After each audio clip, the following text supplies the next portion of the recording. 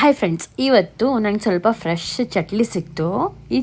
ಈ ಪ್ರಾನ್ಸನ್ನು ನಾನು ಸ್ವಲ್ಪ ಫ್ರೈ ಮಾಡೋಣ ಅಥವಾ ಕರಿ ಮಾಡೋಣ ಅಂತ ಹಿಂಗೆ ಕನ್ಫ್ಯೂಸಲ್ಲಿದೆ. ನೋಡಿ ಎಷ್ಟು ದೊಡ್ಡದಿದೆ ಅಂತ ತೋರಿಸ್ತೀನಿ. ನೋಡಿ 1 kg ತೊಗೊಂಡು ಬಂದಿದ್ದೆ. ತುಂಬ ದೊಡ್ಡದು ಆ್ಯಂಡ್ ಫ್ರೆಶ್ ಕೂಡ ಇತ್ತು. ನಾವು ಎಡ್ತ್ರೆಯಲ್ಲಿ ತೊಗೊಳ್ಳೋದು ಯಾವಾಗಲೂ ನಮ್ಮ ಊರಲ್ಲಿ ಒಂದು ಅಂಗಡಿಯಲ್ಲಿ. ಸೊ ಆ ಅಣ್ಣ ಫ್ರೆಶ್ ಬಂದಾಗ ನಮಗೆ ಕಾಲ್ ಮಾಡಿ ಹೇಳ್ತಾರೆ, ನಾವು ಆವಾಗ ಹೋಗಿ ತೊಗೊಳ್ಳೋದು. ನೋಡಿ ಅದನ್ನು ಕ್ಲೀನ್ ಮಾಡಬೇಕು. ಈಗ ಇದನ್ನೆಲ್ಲ ಕ್ಲೀನ್ ಮಾಡಬೇಕು. ನಾನು ನೋಡಿ ಈ ಥರ ಕ್ಲೀನ್ ಮಾಡೋದು. ತುಂಬ ಮೆಥಡ್ಸ್ ಇದೆ ಕ್ಲೀನ್ ಮಾಡೋದು, ಬಟ್ ನಾನು ಅದನ್ನೆಲ್ಲ ಇದು ಮಾಡಲ್ಲ. ನನಗೆ ಹೆಂಗೆ ಗೊತ್ತಿದೆ ಹಾಗೆ ನಾನು ಕ್ಲೀನ್ ಮಾಡ್ತೀನಿ. ಸೊ ನೀವು ಹೇಗೆ ಕ್ಲೀನ್ ಮಾಡೋದು ಅಂತ ನಿಮ್ಮ ಇಷ್ಟ ಬಂದಂಗೆ ಅದನ್ನು ಕ್ಲೀನ್ ಮಾಡ್ಕೊಳ್ಳಿ. ನಾನೀಗ ನೀವು ಈ ಮೆಥಡಲ್ಲಿ ಮಾಡಿ ಆ ಮೆಥಡಲ್ಲಿ ಮಾಡಿ ಅಥವಾ ಇದು ಈಸಿ ಆಗುತ್ತೆ ಅದು ಈಸಿ ಆಗುತ್ತೆ ಅಂತ ನಾನು ಯಾವತ್ತೂ ಹೇಳಲ್ಲ. ಯಾಕಂದರೆ ಕೆಲವರಿಗೆ ಕೆಲವೊಂದು ರೀತಿಗಳು ಈಸಿ ಆಗುತ್ತೆ, ನನಗೆ ಈ ಥರ ಮಾಡಲಿಕ್ಕೆ ಈಸಿ ಆಗುತ್ತೆ. ಸೊ ಹೀಗೆ ಕ್ಲೀನ್ ಮಾಡಿಕೊಂಡು ಕತ್ತಿಯಲ್ಲಿ ಏನು ಮಾಡ್ತೀನಿ ನೋಡಿದರೆ ಲೈಕ್ ಮೇಲ್ಗಡೆ ಹೀಗೆ ಒಂದು ಗೆರೆ ಇಳ್ಕೊಂಡ್ರೆ ನನಗೆ ಅದರಲ್ಲಿರೋ ಒಂದು ಬ್ಲ್ಯಾಕ್ ಕಲರು ಯೆಲ್ಲೋಯಿಶ್ ಕಲರಿಂದೆಲ್ಲ ಒಂದು ನೂಲ್ ಟೈಪ್ ಇರುತ್ತಲ್ವ, ಅದನ್ನು ಹೀಗೆ ಒಂದೇ ಸಲ ಎಳೆದು ತೆಗಿಯೋಕ್ಕಾಗತ್ತೆ. ಸೊ ನಾನು ಅದನ್ನು ಹೀಗೆ ಮಧ್ಯದಲ್ಲೂ ಒಂದು ಸಲ ನೋಡ್ತೀನಿ ಇದೆಯಾ ಅಂತ, ಒಂದು ಸಲ ಚೆಕ್ ಮಾಡ್ಕೊಳ್ತೀನಿ. ಈ ಸೈಡಲ್ಲೆಲ್ಲ ಏನಾದರೂ ಇದೆಯಾ ಅಂತ ನೋಡ್ತೀನಿ, ಏನೂ ಇಲ್ಲ. ನಾನು ಅದರದ್ದು ಈ ಫ್ರಂಟ್ ನೋಡಿ ಈ ಥರ ಇರೋದನ್ನು ಕೂಡ ಇಟ್ಕೊಳ್ತೀನಿ. ಯಾಕಂದರೆ ಇಲ್ಲಿ ಅದನ್ನು ಫ್ರೈ ಮಾಡಿ ತಿನ್ನಲಿಕ್ಕೆ ಇಷ್ಟಪಡ್ತಾರೆ. ಇದರ ಮೀಸೆಯನ್ನು ಫ್ರೈ ಮಾಡಿ ತಿನ್ನಲಿಕ್ಕೆ ಇಷ್ಟಪಡ್ತಾರೆ, ಚೆನ್ನಾಗಾಗತ್ತೆ ಅಂತ. ನೀವು ಯಾರು ತಿಂತೀರಾ ಅಂತ ಕಮೆಂಟ್ ಮಾಡಿ. ನೀವು ಕೆಲವರು ತಿನ್ನೋದಿಲ್ಲ. ಹಾಗೆ ಮೊನ್ನೆ ನಾನು ಹಿಮಾಲಯ ವೀಡಿಯೋ ಹಾಕಿದಾಗ ನೀವು ಹಾವು ಕೂಡ ತಿಂತೀರಾ ಅಂತೆಲ್ಲ ಕ್ವಶನ್ ಮಾಡಿದರು. ಅದು ಆ್ಯಕ್ಚುಲಿ ಹಾವಲ್ಲ, ಅದೊಂದು ಫಿಶ್ ಆಯಿತಾ. ಅದನ್ನು ಹಾವಂತ ಕನ್ಸಿಡರ್ ಮಾಡೋರಿಗೆ ಹಾವಂತ ಕನ್ಸಿಡರ್ ಮಾಡ್ಬೋದು. ಅದನ್ನು ಫಿಶ್ ಅಂತ ತಿಳ್ಕೊಳ್ಳೋರು ಫಿಶ್ ಅಂತ ತಿಳ್ಕೊಳ್ಳಿ. ಅದು ಅವರವರ ಆಪ್ಷನ್ಸು, ಅವರವರ ಚಾಯ್ಸಸ್. ನಾವು ಅದನ್ನು ತಿಂತೀವಿ. ಸೊ ನಾನು ಅದು ವೀಡಿಯೋ ಮಾಡೋದಕ್ಕಿಂತ ಮುಂಚೆನೂ ಕೇಳಿದ್ದೆ. ನನ್ನ ಫಸ್ಟ್ ವೀಡಿಯೋದಲ್ಲಿ ಫಿಶಿಂಗ್ ವೀಡಿಯೋದಲ್ಲಿ ಕೇಳಿದವಾಗ ಅದು ತಿಂತೀವಿ ಅಂತ ಹೇಳಿ ನನಗೆ ಪರ್ಸ್ನಲ್ ಆಗಿ ಹೇಳಿದ್ದಾರೆ. ಅದಕ್ಕೋಸ್ಕರ ನಾನು ಅದು ವೀಡಿಯೋ ಮಾಡಿ ಹಾಕಿರೋದು. ಸೊ ನಾನು ಅದಾದಮೇಲೆ ನೋಡಿ ಇದನ್ನೆಲ್ಲ ಫುಲ್ ಕ್ಲೀನ್ ಮಾಡಿಕೊಂಡೆ. ಚಟ್ಲಿ 1 kg ಫುಲ್ ಕ್ಲೀನ್ ಮಾಡಿಕೊಂಡು ಚೆನ್ನಾಗಿ ಲೆಮನ್ ಅದಕ್ಕೆ ಹಾಕ್ಕೊಂಡು, ಸ್ವಲ್ಪ ಉಪ್ಪು ಬೇಕಾದರೆ ಹಾಕ್ಬೋದು, ನಾನಿಲ್ಲಿ ಲೆಮನ್ ಮಾತ್ರ ಹಾಕಿದ್ದೀನಿ. ಹಾಕ್ಕೊಂಡು ಚೆನ್ನಾಗಿ ಒಂದು ಸಲ 2 ಸಲ ಮಿಕ್ಸ್ ಮಾಡ್ಕೊಳ್ತೀನಿ. ಮಿಕ್ಸ್ ಮಾಡಿಕೊಂಡು ಸ್ವಲ್ಪ ನೀರಲ್ಲಿ ಹಾಗೆ ಬಿಟ್ಬಿಡ್ತೀನಿ. ಅಂದರೆ ಇದ್ರದ್ದು ಏನಾದರೂ ಸ್ಮೆಲ್ಲೆಲ್ಲ ಇದ್ದರೆ ಹೋಗಲಿ, ಲೈಕ್ ಕ್ಲೀನ್ ಆಗಲಿ ಅಂತ ನಾನು ಆ ಥರ ಮಾಡಿ ಒಂದು ಮಿಕ್ಸ್ ಮಾಡಿದ್ಮೇಲೆ ಸ್ವಲ್ಪ ನೀರು ಹಾಕಿ ಇಟ್ಬಿಡ್ತೀನಿ. ಇದಕ್ಕೆ ಹೀಗೆ ರೆಡಿ ಮಾಡಿ ಇಟ್ಟು ನೋಡಿ, ಈ ಥರ ಗಲೀಜೆಲ್ಲ ಇದ್ದರೆ ಇದರದ್ದು ಸ್ಮೆಲ್ಲೆಲ್ಲ ಇದ್ದರೆ ಎಲ್ಲ ಹೋಗುತ್ತೆ. ಅದೊಂದು ಲಿಂಬೆಹಣ್ಣು ಸಾಕಾಗಿಲ್ಲ, ಇನ್ನೊಂದು ಕೂಡ ಹಾಕ್ತಾ ಇದ್ದೀನಿ. ಸೊ 2 ಹಾಕಿ ಮಿಕ್ಸ್ ಮಾಡಿ ನೋಡಿ ಈ ಥರ ಕ್ಲೀನ್ ಮಾಡಿ ಇಟ್ಕೊಳ್ತೀನಿ. ನಾನು ಇದನ್ನು ಇವತ್ತು ಕರಿ ಮಾಡೋಣ ಅಂತ ಪ್ಲ್ಯಾನ್ ಮಾಡಿದ್ದೀನಿ. ಅದು ನಮ್ಮ ಸ್ಟೈಲಲ್ಲಿ ನಾವು ಹೆಂಗೆ ಕರಿ ಮಾಡ್ತೀವಿ ಅನ್ನೋದು ನಿಮಗೆ ತೋರಿಸ್ಕೊಡ್ತೀನಿ, ಆಯಿತಾ. ತುಂಬ ಸಿಂಪಲ್ ಆ್ಯಂಡ್ ಈಸಿಯಾಗಿ ಮಾಡ್ಬೋದು ಫ್ರೆಂಡ್ಸ್. ನಾನು ಯೂಶ್ವಲಿ ಮೀನು ಚಿಕನ್ ಎಲ್ಲ ಆಲ್ಮೋಸ್ಟ್ ಏನಿದ್ರು ನಾನು ಮಣ್ಣಿನ ಮಡಿಕೆಯಲ್ಲಿ ಮಾಡೋಕ್ಕೆ ಇಷ್ಟಪಡ್ತೀನಿ. ನೀವು ಕೂಡ ಹಾಗೆ ಅಂತ ಅನ್ಸ್ಕೊಳ್ತೀನಿ.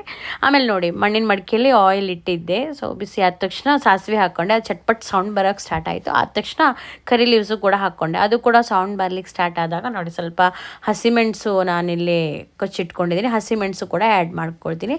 ಸೊ ಹಸಿಮೆಣಸು ಆ್ಯಡ್ ಮಾಡ್ಕೊಂಡಾದ್ಮೇಲೆ ಒಂದು ಸಲ ಮಿಕ್ಸ್ ಮಾಡಿಕೊಂಡು ಬೆಳ್ಳುಳ್ಳಿ ಹಾಕೋಣ ಅನ್ನೋಷ್ಟರಲ್ಲಿ ನೆನಪಾಗಿದ್ದು ನಾನು ಇದಕ್ಕೆ ಕಾಯಿ ಆ್ಯಡ್ ಮಾಡ್ತಾಯಿದ್ದೀನಿ ಫ್ರೆಂಡ್ಸ್. ಕಾಯಿ ಹೀಗೆ ಸಣ್ಣದಾಗಿ ಕೊಚ್ಕೊಂಡು, ಆ್ಯಕ್ಚುಲಿ ಇದು ಫಸ್ಟಿಗೆ ಹಾಕಬೇಕಿತ್ತು.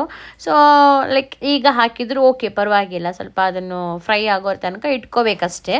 ಸೊ ಕಾಯಿ ಆ್ಯಡ್ ಮಾಡ್ಕೊಳ್ತೀನಿ, ಯಾಕಂದರೆ ಒಂದು ಟೇಸ್ಟ್ ಚೆನ್ನಾಗಿರುತ್ತೆ. ಸೊ ಅದಾದಮೇಲೆ ಅದು ಸ್ವಲ್ಪ ಒಂದು ಲೈಟಾಗಿ ಹಸಿ ಸ್ಮೆಲ್ ಹೋಗ್ಲಿಕ್ಕೆ ಸ್ಟಾರ್ಟ್ ಆಗಲಿಕ್ಕೂ ನಾನು ಅದಕ್ಕೆ ಜಿಂಜರ್ ಆ್ಯಡ್ ಮಾಡ್ಕೊಳ್ತೀನಿ. ಜಿಂಜರ್ ಆ್ಯಡ್ ಮಾಡ್ಕೊಂಡ್ಮೇಲೆ ಹಾಗೆ ನಾನು ಇದಕ್ಕೆ ಬೆಳ್ಳುಳ್ಳಿ ಆ್ಯಡ್ ಮಾಡ್ಕೊಳ್ತೀನಿ. ಸೊ ಬೆಳ್ಳುಳ್ಳಿ ಕೂಡ ಆ್ಯಡ್ ಮಾಡಿಕೊಂಡು ಇದೆಲ್ಲ ಬಾಡಿ ಬಂದು ಹಸಿ ಸ್ಮೆಲ್ ಹೋಗೋಷ್ಟರಲ್ಲಿ ನಾನು ಇದಕ್ಕೆ ಈರುಳ್ಳಿ ಆ್ಯಡ್ ಮಾಡ್ಕೊಳ್ತೀನಿ. ಇದನ್ನು ತುಂಬ ಸ್ಲೈಸಾಗಿ ತಿನ್ನಾಗಿ ಕಟ್ ಮಾಡಿದ್ದೀನಿ, ಯಾಕಂದರೆ ಅದು ಚೆನ್ನಾಗಿ ಒಂದು ಬೇಯಬೇಕು ಆ್ಯಂಡ್ ಪ್ಲಸ್ ಒಂದು ಸ್ವಲ್ಪ ಬ್ಲ್ಯಾಕ್ ಬ್ರೌನ್ ಆ ಥರ ಆಗಬೇಕು. ಸೊ ಇದನ್ನೆಲ್ಲ ಚೆನ್ನಾಗಿ ಮಿಕ್ಸ್ ಮಾಡ್ತೀನಿ. ಮಿಕ್ಸ್ ಮಾಡಿ ಎಲ್ಲದರದ್ದು ಇವನ ಕಾಯಿಯಿಂದ ಹಿಡಿದು ಎಲ್ಲದರೂ ಕೂಡ ಹಸಿ ಸ್ಮೆಲ್ ಹೋಗುವ ತನಕ ಮಿಕ್ಸ್ ಮಾಡಬೇಕು. ಸೊ ಇದು ಈರುಳ್ಳಿ ಎಲ್ಲ ಬೇಗ ಬೇಯಲಿಕ್ಕೆ ಅರಿಶಿಣ ಹಾಕಬೇಕು. ನಾನು ಯಾವಾಗಲೂ ಹೇಳ್ತಾ ಇರ್ತೀನಿ ಅರಿಶಿಣ ಹಾಕಿದರೆ ಬೇಗ ಬೇಯುತ್ತೆ ಅಂತ. ಸೊ ಅದಕ್ಕೆ ಸ್ವಲ್ಪ ಉಪ್ಪು ಕೂಡ ಆ್ಯಡ್ ಮಾಡ್ಕೊಳ್ತೀನಿ. ನೋಡಿ ಉಪ್ಪೆಲ್ಲ ಆ್ಯಡ್ ಮಾಡಿಕೊಂಡು ಇದು ಚೆನ್ನಾಗಿ ಮಿಕ್ಸ್ ಮಾಡಿಕೊಂಡು ಇದಕ್ಕೆ ಏನು ಮಾಡ್ತೀನಿ ಅಂದರೆ ಕೆಂಪು ಮೆಣಸು ಆ್ಯಡ್ ಮಾಡ್ಕೊಳ್ತೀನಿ. ಕೆಂಪು ಮೆಣಸು ಆ್ಯಡ್ ಮಾಡಿಕೊಂಡು ಕೆಂಪು ಮೆಣಸಿನ ಪೌಡ್ರು ಆ್ಯಡ್ ಮಾಡ್ಕೊಳ್ತೀನಿ. ಆಮೇಲೆ ಅದಕ್ಕೆ ನಾನು ಸ್ವಲ್ಪ ಕೊತ್ತಂಬರಿ ಧನಿಯಾ ಪೌಡ್ರು ಕೂಡ ಆ್ಯಡ್ ಮಾಡ್ಕೊಳ್ತೀನಿ.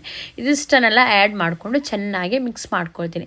ಚೆನ್ನಾಗಿ ಮಿಕ್ಸ್ ಮಾಡಿ ಈ ಎಲ್ಲವನ್ನು ಸ್ವಲ್ಪ ರೋಸ್ಟ್, ತುಂಬ ಓವರ್ ರೋಸ್ಟ್ ಅಲ್ಲ, ಲೈಟಾಗಿ ರೋಸ್ಟ್ ಮಾಡ್ಕೊಳ್ತೀನಿ. ರೋಸ್ಟ್ ಮಾಡಿಕೊಂಡು ನೋಡಿ ಈ ಥರ ಆದಮೇಲೆ ಇದಕ್ಕೆ ನಾನೇನು ಮಾಡ್ತೀನಿ ಗೊತ್ತಾ, ಸ್ವಲ್ಪ ಸೊ ಇದಕ್ಕೆ ನಾನು ಹುಳಿ ನೋಡಿ, ಈ ಹುಳಿಯನ್ನು ಆ್ಯಡ್ ಮಾಡೋದು. ನಾನು ಎಲ್ಲ ಫಿಶ್ ಕರಿಗೂ ನಮ್ಮ ಲೈಕ್ ಕೇರಳ ಸ್ಟೈಲಲ್ಲಿ ಎಲ್ಲ ಫಿಶ್ ಕರಿಗೂ ಆಲ್ಮೋಸ್ಟ್ ಈ ಹುಳಿನೇ ಆ್ಯಡ್ ಮಾಡೋದು.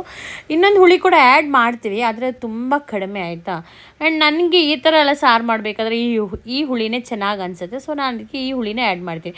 ಸೊ ಇದಕ್ಕೆ ಎಲ್ಲ ಸಲ ಮೀನು ಸಾರಿಗೆ ನಾನು ನೀರು ಹಾಕಿ ನಿಮಗೆ ತೋರಿಸಿದ್ದೀನಿ, ಆದರೆ ಈ ಸಲ ನೀರು ಹಾಕ್ತಾಯಿಲ್ಲ. ಕಾಯಿ ಹಾಲು, ಅದು ಕಾಯಿ ಫಸ್ಟ್ ಹಾಲಲ್ಲ, ಸೆಕೆಂಡ್ ಹಾಲಲ್ಲ, ಥರ್ಡ್ ಸ್ಟೆಪ್ ಹಾಲು ತೆಗಿತೀವಲ್ಲ, ಆ ಹಾಲನ್ನು ಫಸ್ಟಿಗೆ ಹಾಕಿ ಈ ನೀರನ್ನು ಚೆನ್ನಾಗಿ ಕುದಿಸ್ತೀನಿ. ನೋಡಿ, ಈ ಥರ ಕುದಿ ಬರೋರ ತನಕ ನಾನೇನು ಮಾಡ್ತೀನಿ, ಸುಮ್ಮನೆ ಹಾಗೆ ಮುಚ್ಚಿಟ್ಟು ಬಿಟ್ಬಿಡ್ತೀನಿ. ಸೊ ಈ ಥರ ಕುದಿ ಬಂದಮೇಲೆ ಇದಕ್ಕೆ ಈ ಚಟ್ಲಿ ಫುಲ್ ನಾನು ಕಟ್ ಮಾಡಿ ಇಟ್ಕೊಂಡಿದ್ದೀನಿ. ನೋಡಿ, ಆ ಥರ ಫುಲ್ ಚಟ್ಲಿ ಹಾಕಲ್ಲ, ಕಟ್ ಮಾಡಿ ಸಣ್ಣ ಸಣ್ಣ ಪೀಸಸ್ ಮಾಡಿಟ್ಕೊಂಡಿರ್ತೀನಿ. ಯಾಕಂದರೆ ಕಾಯಿ ಪೀಸಸ್ ಯಾವ ಥರ ಇದೆ ಅದೇ ಥರ ಪೀಸ್ ಮಾಡಿಟ್ಕೊಂಡು ಅದನ್ನು ಇದಕ್ಕೆ ಆ್ಯಡ್ ಮಾಡ್ಕೊಳ್ತೀನಿ. ಫುಲ್ ಚಟ್ಲಿಯನ್ನು ಇದಕ್ಕೆ ಆ್ಯಡ್ ಮಾಡ್ಕೊತೀನಿ ನೋಡಿ. ಸೊ ಇದನ್ನೆಲ್ಲ ಹಾಕಿ ಚೆನ್ನಾಗಿ ಮಿಕ್ಸ್ ಮಾಡಿ ಇದಕ್ಕೆ ನಾನೇನು ಮಾಡ್ತೀನಿ, ಸೆಕೆಂಡ್ ಸ್ಟೆಪ್ ಹಾಲಿದೆಯಲ್ಲ ಅದನ್ನು ಆ್ಯಡ್ ಮಾಡ್ಕೊಳ್ತೀನಿ. ಅದನ್ನು ಆ್ಯಡ್ ಮಾಡಿಕೊಂಡು ಈ ಚಟ್ಲಿ ಫುಲ್ ಈ ಸೆಕೆಂಡ್ ಸ್ಟೆಪ್ ಹಾಲು ಮತ್ತು ಥರ್ಡ್ ಸ್ಟೆಪ್ ಹಾಲಲ್ಲೇ ಫುಲ್ ಬೇಯೋ ತನಕ ಹಾಗೆ ಫುಲ್ ಬಿಟ್ಬಿಡ್ತೀನಿ. ಇದು ಚೆನ್ನಾಗಿ ಬೆಂದ ಮೇಲೆ ಇದಕ್ಕೆ ನಾವು ಫಸ್ಟ್ ಸ್ಟೆಪ್ ಹಾಲನ್ನು ಆ್ಯಡ್ ಮಾಡಬೇಕಾಗಿರೋದು. ಸೊ ಇದು ನೋಡಿ ಚೆನ್ನಾಗಿ ಬೆಂದಿದೆ. ಇವಾಗ ನೋಡಿ ನಾನು ಫಸ್ಟ್ ಸ್ಟೆಪ್ ಹಾಲನ್ನು ಇದಕ್ಕೆ ಆ್ಯಡ್ ಮಾಡ್ಕೊಳ್ತಾ ಇದ್ದೀನಿ. ನೋಡಿ, ಇದೆಲ್ಲ ಫುಲ್ ಬೆಂದಾಗಿದೆ. ಸೊ ನೋಡಿ, ಈ ಥರ ಕುದಿ ಬರಬೇಕಾದ್ರೆ ಫಸ್ಟ್ ಸ್ಟೆಪ್ ಹಾಲು ಹಾಕ್ಕೊಳ್ತೀನಿ.